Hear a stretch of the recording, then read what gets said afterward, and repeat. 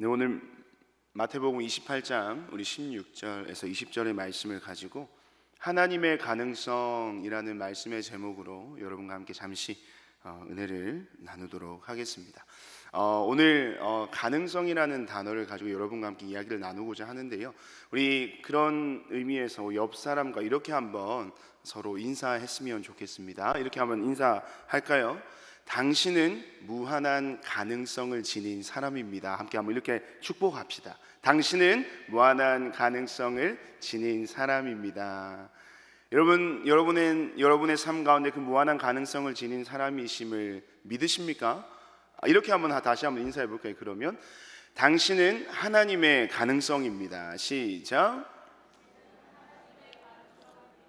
여러분 앞에 당신은 무한한 가능성을 가진 사람입니다 라는 말과 당신은 하나님의 가능성입니다 라는 말에 어쩌면 우리에게는 동일하게 나의 삶에 대해서 그 가능성이 있음을 이야기하는 것인데요, 이 두 가지의 고백의 큰 차이가 무엇이겠습니까? 전자는 사람에게 집중하는 것입니다.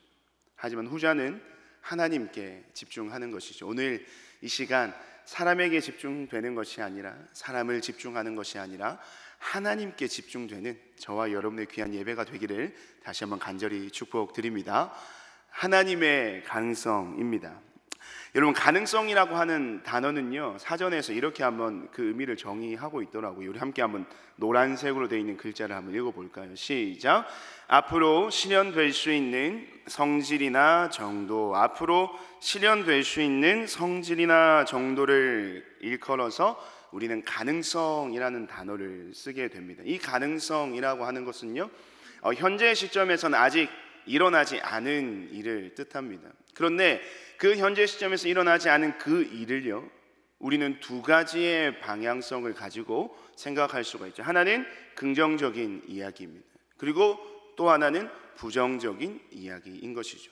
어떤 가능성을 점칠 때, 그 가능성에 대해서 이야기할 때 우리는 두 가지의 카테고리로 그 이야기, 그 의미를 가지고 사용을 한다는 거예요. 긍정적인 이야기와 부정적인 이야기. 그런데 그 가능성이라는 단어를 사용하는 우리의 삶의 삶의 시간 속에서 그 단어가 사용되는 용례들을 한번 잘 살펴보시면, 여러분, 이 긍정적으로 사용할 때가 많겠습니까? 부정적으로 사용할 때가 많겠습니까? 한번 생각해 보십시오. 긍정이 많을까요? 부정이 많을까요? 사실은 이 가능성이라는 단어는 우리의 삶에서 잘 살펴보면 어떠한 긍정적인 상황에서 이 단어를 쓰는 경우가 아주 많다라는 것입니다. 그래서 오늘 우리가 방금 인사했던 선포도 그렇죠.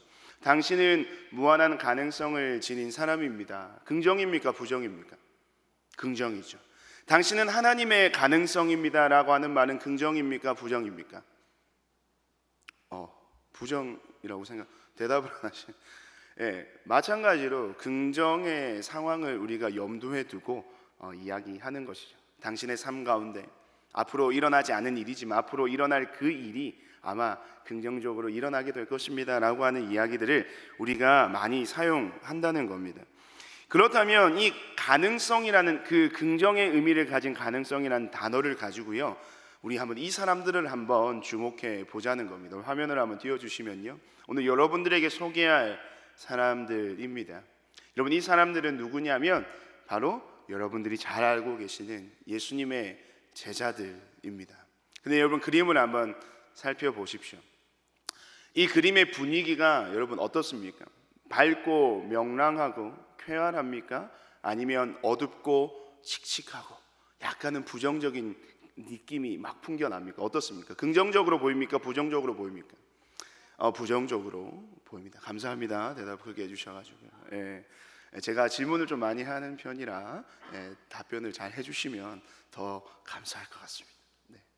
할렐루야, 감사합니다. 제가 톡 튄 설교를 하다 보니까 여러분들, 그래서 이 예수님의 제자들인데요, 제가 질문을 한번 드려볼게요. 이 예수님의 제자들에게 있어서 이 가능성이라는 것을 이야기할 때 이 가능성은 긍정의 의미로 사용될까요? 부정의 의미로 사용될까요? 사실은 이 그림에 한해서만 본다면 어쩌면 이 가능성이라는 단어가 이 제자들에게 있어서는 뭔가 부정적인 의미를 갖는 것이 더 잘 어울릴 것 같습니다. 왜냐하면 지금 이 시점은, 이 예수님의 제자들이 이 그림 속에 나타나는 시점은요, 바로 예수님께서 돌아가시고 난 뒤의 시점이었던 겁니다. 예수님께서 돌아가시고 난 뒤의 시점이라 하는 것은 이 예수님의 제자들에게 있어서 어떤 삶의 경험들이 있었습니까? 예수님께서 잡히시던 날 밤부터 지금까지 그들은 예수님이 자신의 삶 가운데서 떠나버리셨습니다. 예수님의 제자로서 어떤 삶의 실패와 상실감, 이 절망감으로 가득 찬 자들이 바로 예수님이 돌아가시고 난 이후에 그 제자들의 삶의 모습이었다는 겁니다. 그러면 그들의 삶에는 이 가능성이라고 하는 단어가 긍정이겠습니까? 부정이겠습니까? 아마도 부정일 것입니다. 그리고 그런 상황에 대한 부정도 있지만요, 사실은 그들의 제자들로서의 모습을 우리가 함께 살펴보게 된다면 우리의 마음 가운데는 사실 굉장히 실망스러운 모습들이 많았다라는 것이에요. 처음에 예수님의 제자들은 자기의 모든 것을 버려두고 예수님을 따랐던 자들입니다. 자신의 모든 인생을 예수님께 올인했던 자들입니다. 그러면 우리는 그 자들에게서 어떠한 기대를 하게 됩니까? 그 예수님의 제자들이 앞으로 그 예수님을 위하여, 하나님의 나라를 위하여, 복음을 위하여 그 놀라운 사역들을 감당하겠노라, 그런 우리 안에 기대감이 있는데 그 기대감이 물색할 정도로 이 제자들의 이 모습은 좀 실망스럽게 그지없는 모습이 예수님이 잡히시던 그날 밤부터 이후까지 쭉 이어져 오더라는 겁니다. 그 근거들을 우리 말씀에서 한번 찾아보면 좋겠는데요, 우리 마태복음 26장 56절의 말씀에 이런 말씀이 있습니다. 그러나 이렇게 된 것은 다 선지자들의 글을 이루려 함이니라 하시더라. 이에 제자들이 다 예수를 버리고 도망하니라. 이 말씀의 배경은 여러분이 잘 알고 있듯이 예수님이 잡히시던 날 그 밤에 잡혀가실 때에 제자들이 예수님을 지켜내고 예수님을 보호하고 예수님이 끌려가지 않으시도 그 곁에서 있었던 것이 아니라, 말씀을 다시 보니까 이에 제자들이 다 예수를 뭐 했다고요? 버리고 도망갔더라는 겁니다.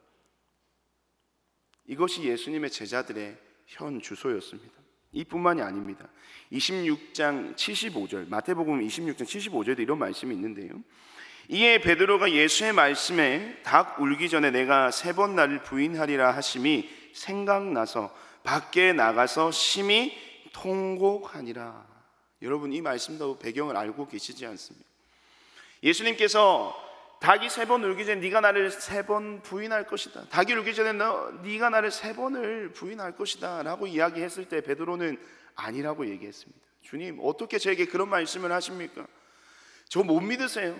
저는 주님 곁에서 주님을 늘 지키며 주님과 영원히 함께 할 것입니다 라는 고백으로 주님 앞에 섰던 자가 베드로인데, 결국 그는 어떻습니까? 예수님이 말씀하신 대로 닭이 울기 전에 베드로는 3번을 부인했습니다. 누구를?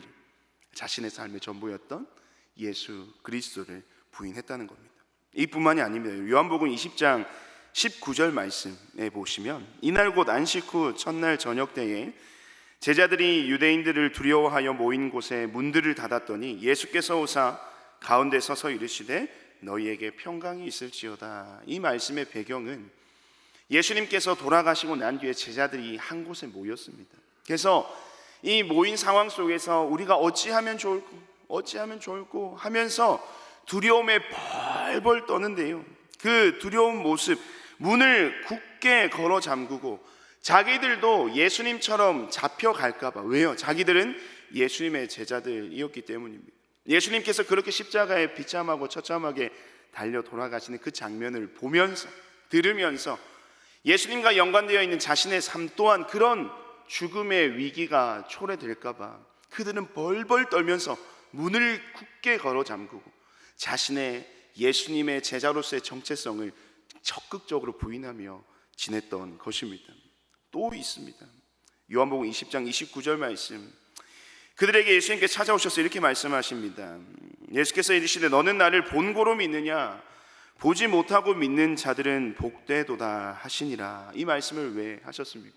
도마가 의심했습니다. 내가 예수님을 직접 보고 만지지 않고서는 부활하신 예수님을 내가 믿지 않습니다 라고 했을 때 예수님은 기꺼이 자신의 그 모든 상처를 도마와 제자들에게 보여주셨습니다.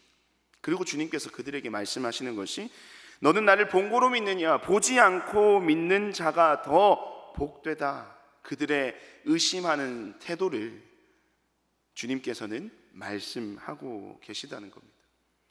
왜 계속해서 이런 제자들의 안 좋은 모습을 여러분들에게 나누고 있을까요? 이뿐만이 아니라 또 다른 증거들이 넘치고 넘쳐납니다. 예수님의 제자로서 그들과 어울리지 않는, 그 타이틀과 맞지 않는 그런 그들의 삶의 모습들이 성경 곳곳에 증거되고 있습니다. 여러분, 마지막으로 한 번 더 볼까요? 오늘 본문 말씀은 아니지만 우리 본문 말씀 속에서 우리 16절과 17절 말씀, 우리 이 말씀을 함께 한번 읽어봤으면 좋겠습니다. 16절과 17절입니다. 11 제자가 갈릴리에 가서 예수께서 지시하신 산에 이르러 예수를 배웠고 경배하나 아직도,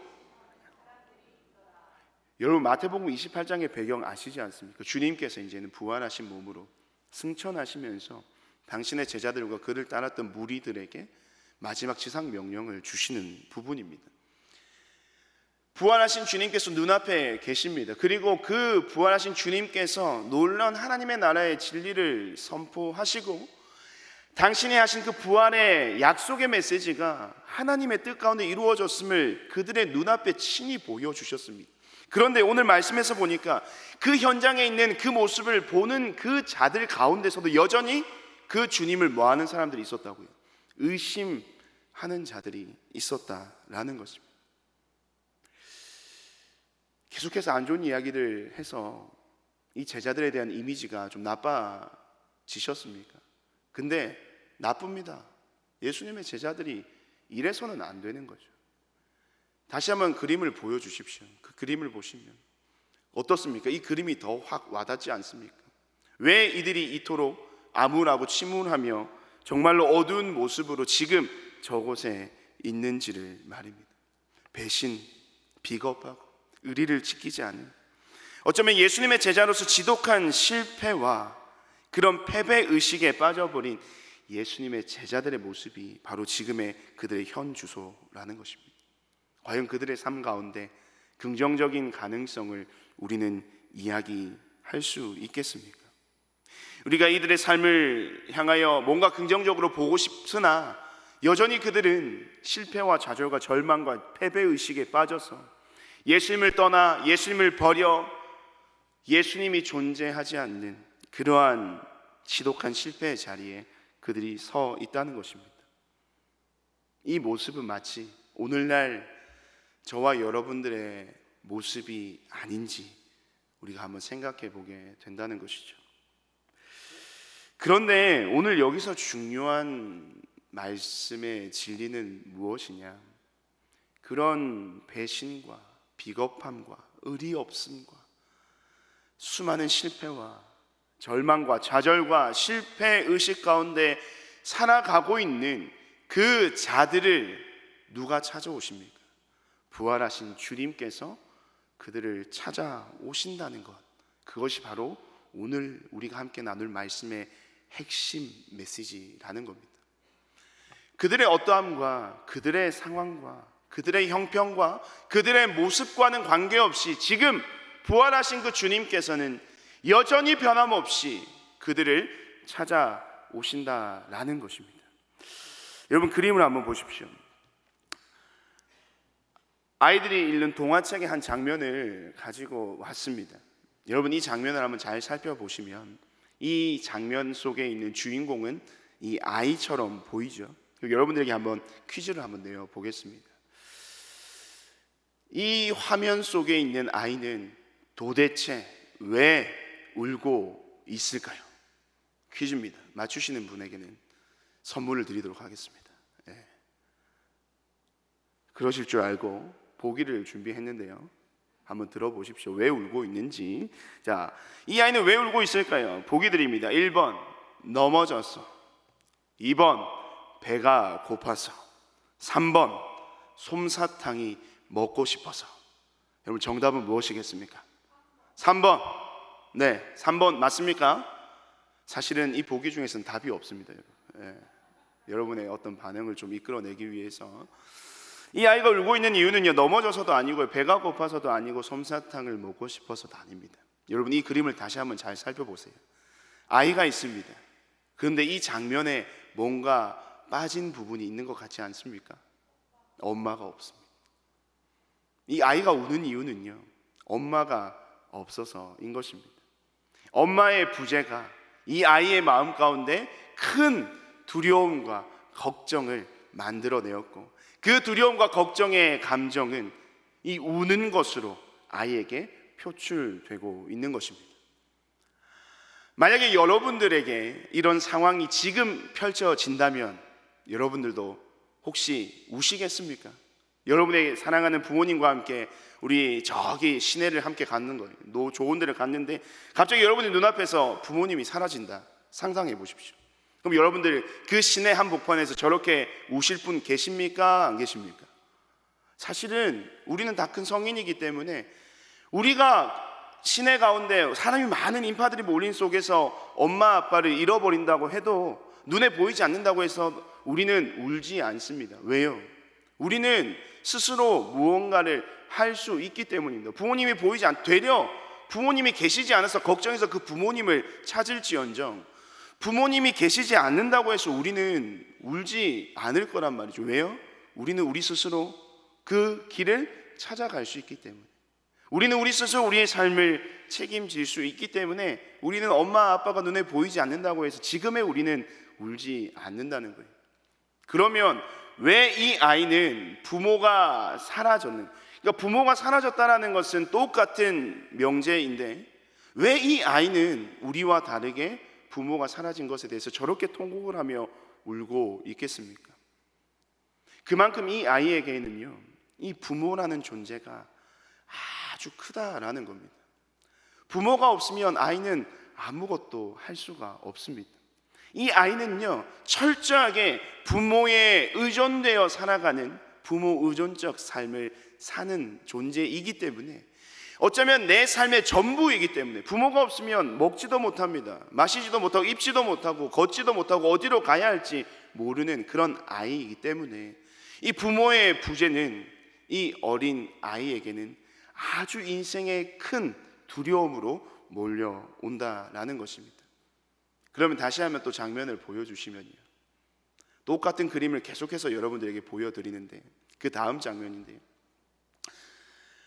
지금 이 그림에서 그럼 여러분 무엇이 빠져 있다라고 생각이 드십니까?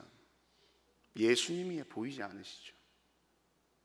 우리가 제자들을 이야기했습니다. 아까 제가 제자들이 실패와 절망에 빠져서 살아가는, 어쩌면 참 그들에게 있어서 그 제자라고 하는, 예수님의 제자라고 하는 타이틀에 부끄러운 삶의 모습들을 쭉 나열해서 그들이 마치 우리의 많은 비난과 질책을 받아야만 합당하다라고 이야기할 수도 있겠지만, 사실은 저는 이 예수님의 제자들이 오늘 이 순간 이 시점에서 우리로 하여금 다시 한번 재평가되어야 된다라고 생각하는 부분이 바로 여기에 있는 겁니다.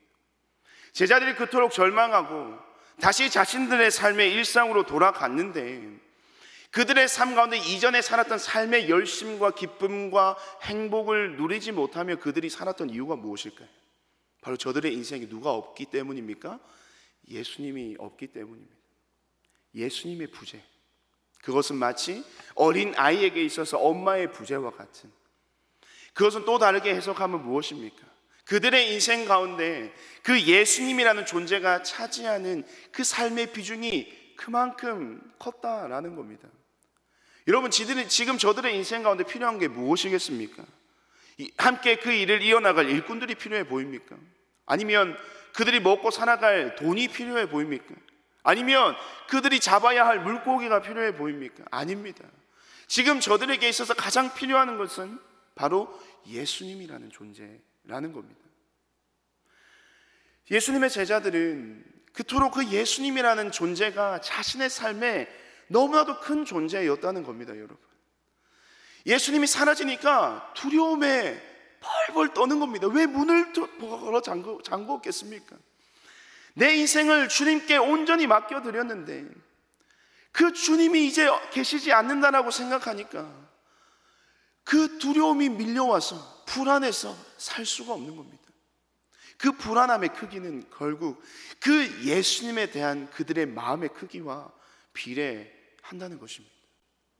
예수 그리스도, 그분을 믿고 따르는 그리스도인이라 한다면 바로 이와 같은 삶이어야 한다고 저는 생각합니다. 아니요, 그것이 오늘 말씀에서 우리에게 주님께서 하시고자 하시는 중요한 메시지라는 겁니다.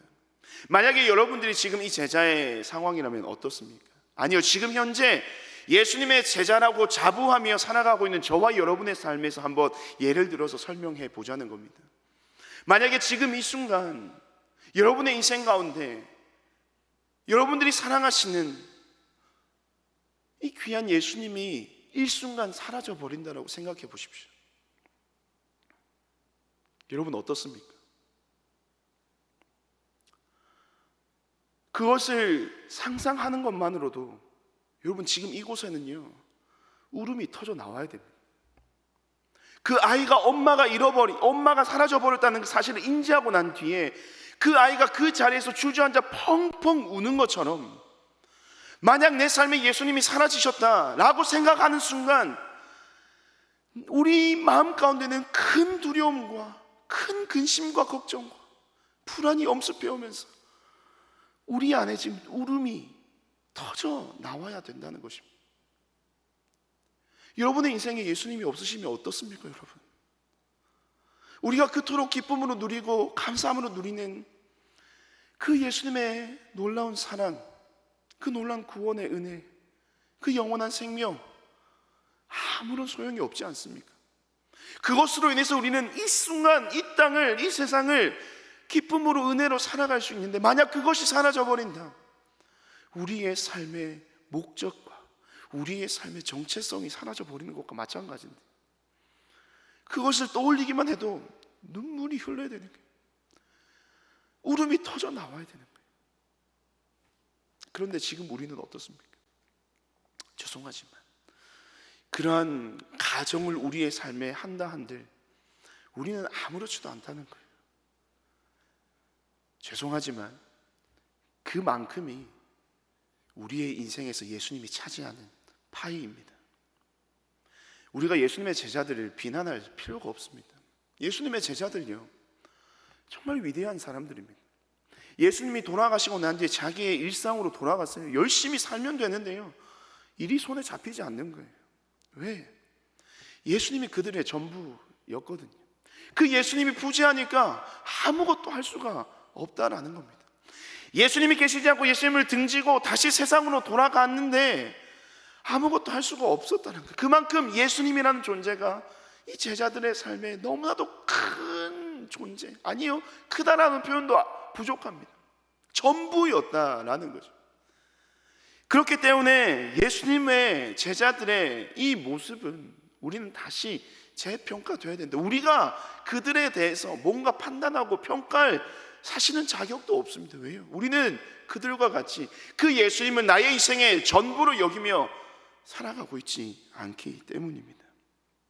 그들의 마음이 얼마나 간절했냐면요 우리 사도행전 1장 9절에서 10절의 말씀이 보면 이 말씀이 있습니다.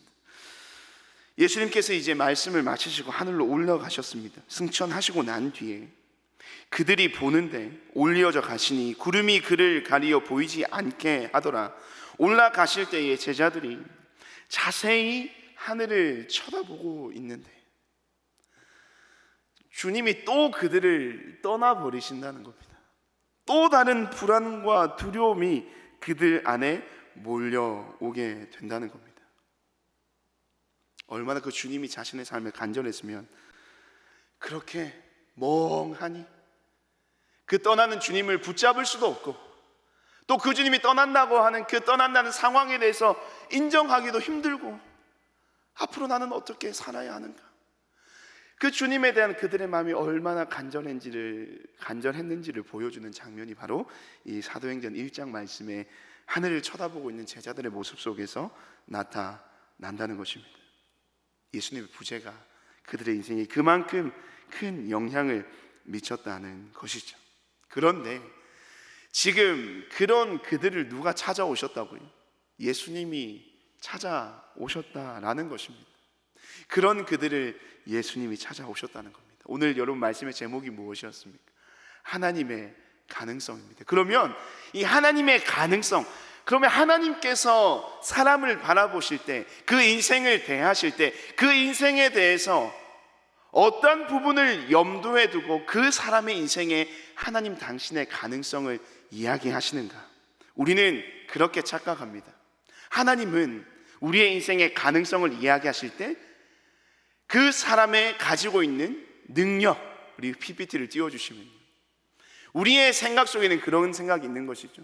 내가 어떤 능력을 갖추어서, 내가 어떤 자격을 갖추어서, 내가 어떤 외향적인 아니면 내면적인 무엇이든 뭔가 내가 가질 수 있는 능력이 함양이 되어 있을 때 하나님께서 내게 내 인생에 당신의 가능성을 염두에 두시고 선포하실 거야 라고 생각하며 살아갑니다.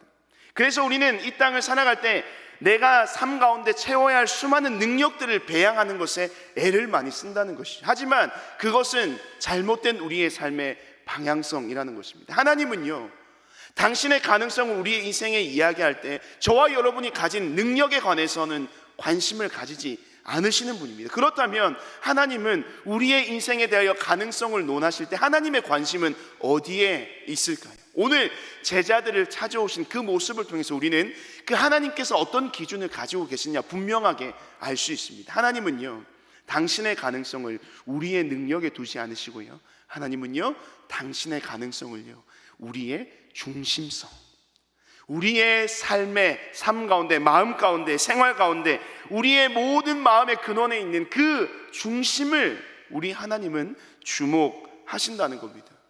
제자들을 왜 찾아오셨겠습니까?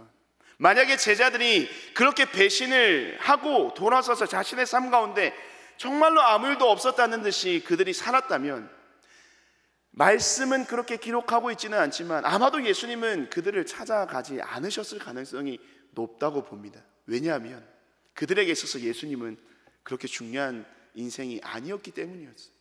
그런데 그 예수님을 상실하고 난 뒤에 수많은 실패와 절망과 주님 앞에서 부끄러운 모습이었지만 여전히 예수님의 부재가 그들의 삶에 큰 영향력을 끼치며 그 예수님이 내 인생의 전부로 생각하며 살아갔던 그들의 인생에 대하여 주님이 찾아오신 이유는 바로 그들의 마음의 중심을 주님은 보셨기 때문입니다.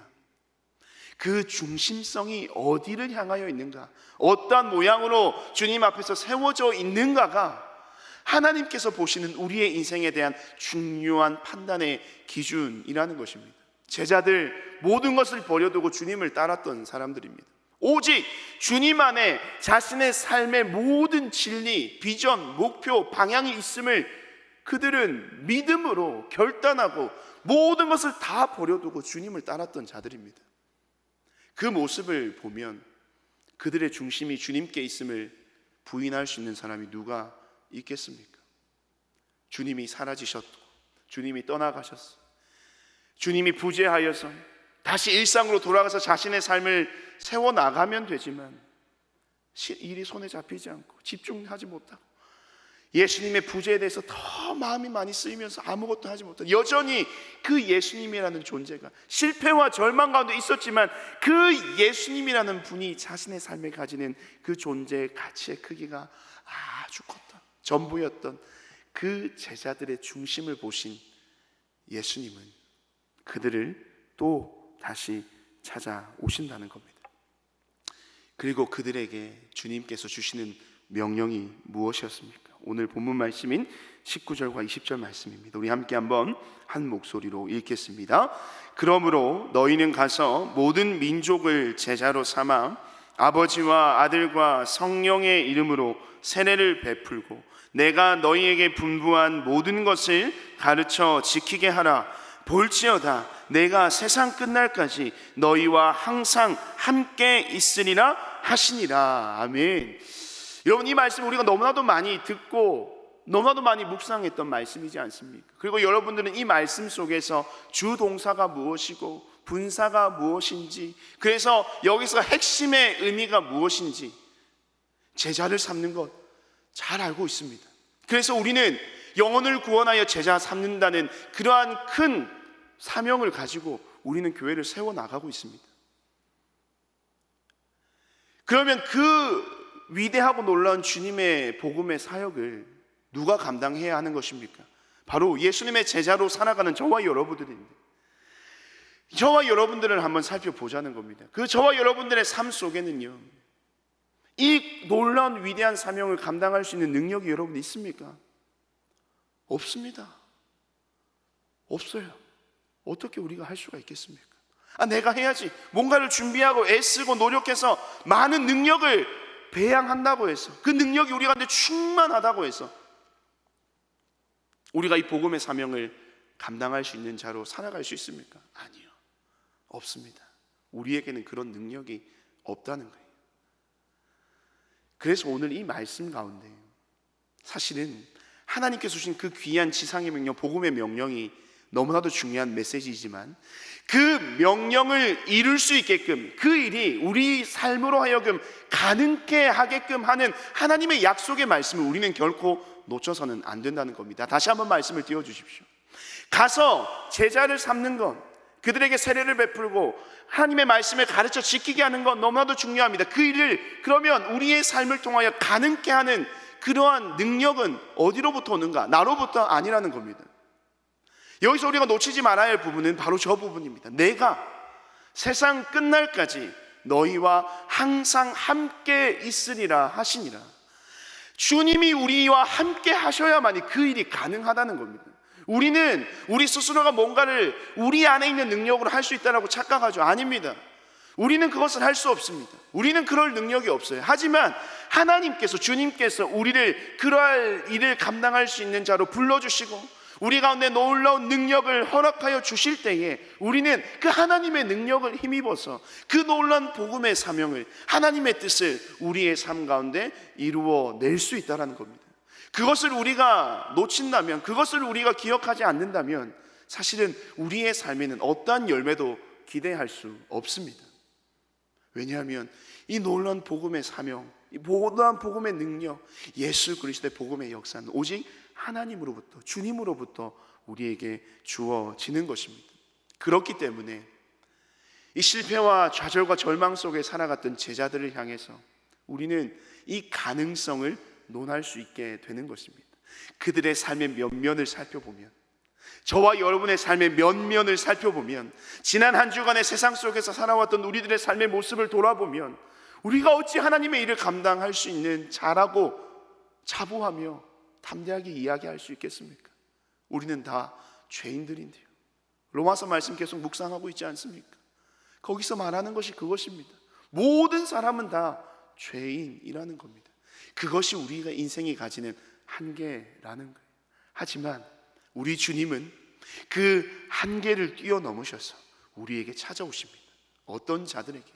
하나님께 모든 삶을 드리며 하나님께 주신 귀한 복음의 사명을 감당하겠노라고 내 자신의 모든 삶을 헌신하며 내 모든 삶의 중심을 하나님께 드리는 자들에게 하나님은 당신의 그 능력을 허락하셔서 놀라운 복음의 사명을 감당케 하신다는 것입니다.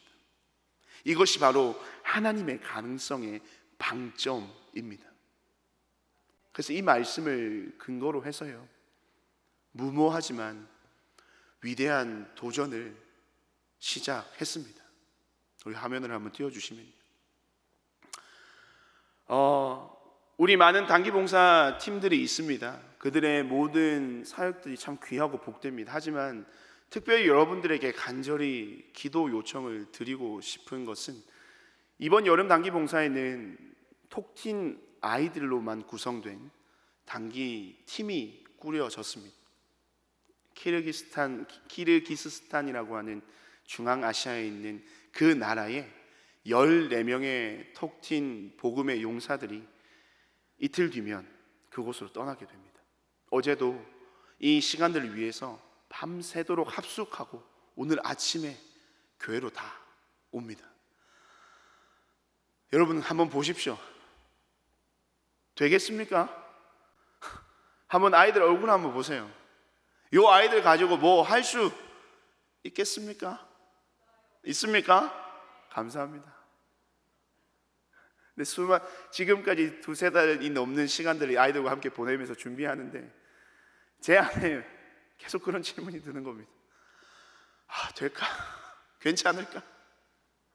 근데 어제 함께 시간을 보내면서 하나님이 아이들을 준비시키고 계시다는 것을 보게 하시더라고요. 아이들이 기도하기 시작했습니다.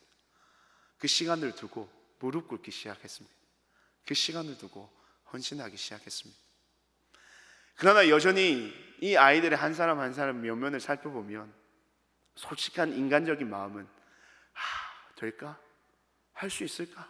감당할 수 있을까? 그런데 여러분, 오늘 하나님의 가능성의 방점이 어디에 있다고 말씀드렸습니까? 내가 너희와 항상 함께 있을 것이다.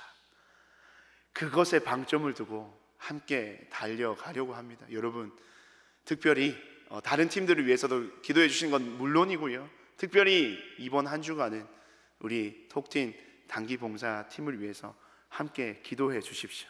그래서 여러분들을 위해서 나가실 때 우리 기도카드를, 우리 리미티드 한정판이거든요, 아무나 가질 수 없는 기도카드를 뒤에 헌금함 위에 올려놨는데요, 여러분 꼭 하나씩 가져가셔서 이번 한 주간만큼은 톡틴 단봉팀을 위해서 함께 기도해 주시기를 부탁드립니다.